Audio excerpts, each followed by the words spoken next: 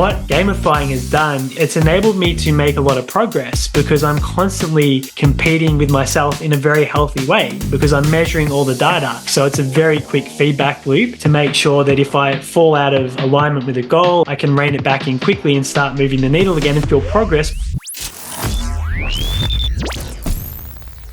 Around summer 2015, I remember sitting in our office, which was in the Exchange Tower on Little Collins Street in Melbourne with my business partner, Jack Murray. We were listening to a piece of content from Kevin Nations, and he used the phrase data, not drama, in the context of if we look at someone who's put on a lot of weight, the drama side of it is they've put on weight, they've got obese, where the data side was we put them on the scales and we look at the number. They're 100 kilos. As an example, let's say their natural body weight should be around 70. Well, we can work that 100 kilos down and start dealing in the data. And that concept stuck with me. And I realized that unconsciously in the last 3 years, that little gem from Kevin planted a seed. And we've definitely utilized that phrase. I know I have shared it with other people, mentioned it to clients over the years, especially dealing with measuring and tracking things in agencies and financial targets and so forth. But what it's led to is gamifying most areas of my life. What gamifying has done is it's enabled me to make a lot of progress because I'm constantly competing with myself in a very healthy way because I'm measuring all the data. And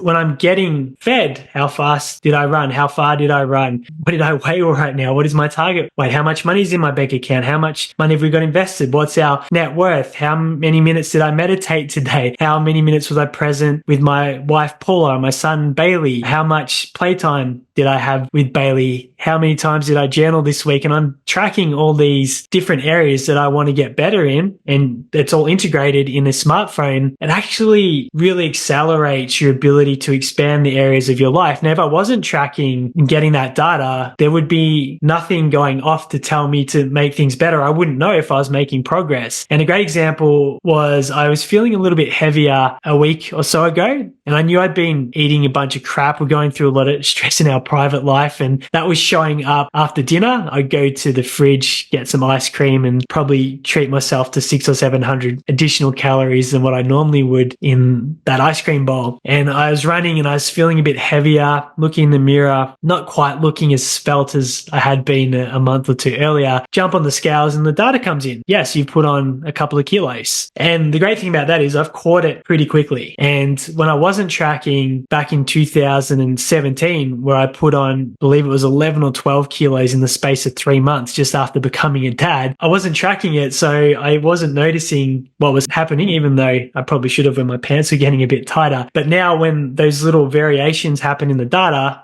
I pick up on it and go, oh, okay, what is leading to those numbers changing? Is this a number that I want, I'm pursuing, or is it moving in the other direction? What's the root cause of that? How do I need to change the behavior or show up differently to get that number back on track? So it's a very quick feedback loop to make sure that if I fall out of alignment with a goal or with a journey, I can rein it back in quickly and start moving the needle again and feel progress because I'm usually able to shift it very quickly. So in that scenario, I reined in my consumption because I'd drawn attention to it. Another great area for me has been tracking finances and the money, which is a great place to gamify, looking at the data. How much money have we got in the bank? What's our target? How much are we saving? How much are we investing? How much profit is the company making? Doing that on a consistent basis and lining it up to a target and going, have we moved towards the target? Have we gone further away? What's causing that? What can we do to move the needle in the other direction? So the invitation for you is looking at the areas of your life that you want to progress. Then how can you start getting data on that so you can gamify it and you can measure your performance, and you're essentially competing against yourself. And in 2019, I had this goal that I'd had forever about running a sub 20-minute 5K and tracking all my runs over a period. It took me 2 years from when I started to get to that point in 2019. I was able to see the progress, shaving the splits per kilometer and even the distances. When I started out, I was only running 3Ks and getting that time faster and faster, getting closer and closer to that target to eventually beating it. All that gamifying and tracking and competing against myself meant that I was always moving forward and I always had goals and I always felt like I was starting to achieve something when I had good good days and reining in things when I had days that weren't so successful. I got data or feedback that I wasn't looking for. So identify the areas of your life that you really want to accelerate in 2024. Some of them should be very personal, about the inner game and becoming the identity, the being, the person that you want to become. Some, I believe, should be in the family domain, which is so important. Quality time for me is very much making sure I'm present when I'm with my family and my head's not somewhere else. So putting all distractions aside, I started measuring that, making sure I have that 30-minute block every single day where there's nothing that can take my mind elsewhere with a little vibrator, a little ping or anything like that, where I'm fully immersed in that time. For me, there's some eating, nutrition, things that I track, my green shake that I have every day. It's the first meal that I have along with my multivitamin. So I'm tracking that data and knowing that, hey, I'm at least getting that healthy nutrition dialed in every day. My runs, I post them online so everyone can see that